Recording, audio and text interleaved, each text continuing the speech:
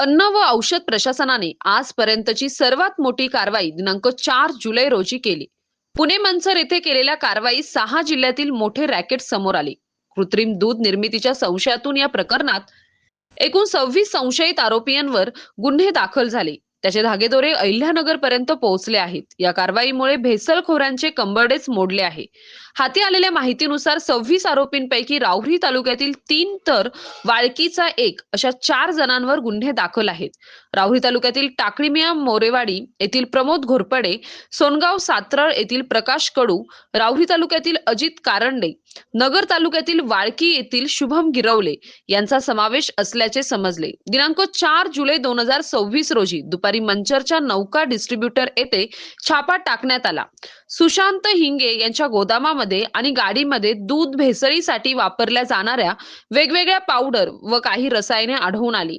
हिंगे आणि आपण वेगवेगळ्या पावडर आणि व्हेजिटेबल ऑइल, डिझर्ट रासायनिक द्रव्ये यांचा फॉर्म्युला तयार करून तो दूध संकलन केंद्र व इतर लोकांना पोहोचवत असतो, अशी कबुली दिली.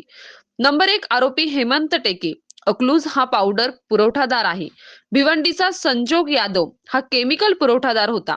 अनेक जिल्ह्यात ही साखळी कार्यरत होती. मंचरच्या आरोपींनी आपण विविध जिल्ह्यातील दूध संकलन केंद्राला हे साहित्य पुरवत असल्याची माहिती दिली आहे.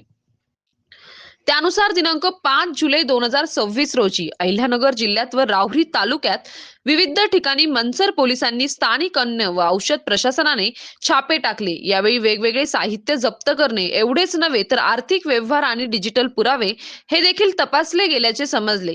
यात मोबाईल, सीसीटीव्ही, वाहतूक व्यवस्था यातूनच सह आरोपी निष्पन्न करण्यावर भर असल्याचे सांगितले आहे.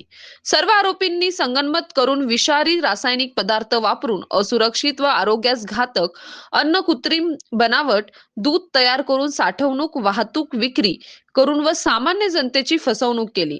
त्यांच्या जीवितात व आरोग्यास गंभीर धोका निर्माण केला. स्वाती मस्के या पुणे विभागाच्या अन्य औषध प्रशासन अधिकारी आहेत. त्यांनी फिर्यादीवरून संशयित 26 आरोपींवर गुन्हा दाखल करण्यात आल्याची माहिती मिळाली आहे. सतीश फुलसौंदरसह राजेंद्र म्हसे, MS न्यूज 15 राहुरी. अशाच नवनवीन बातम्या पाहण्यासाठी चॅनलला सबस्क्राईब करा.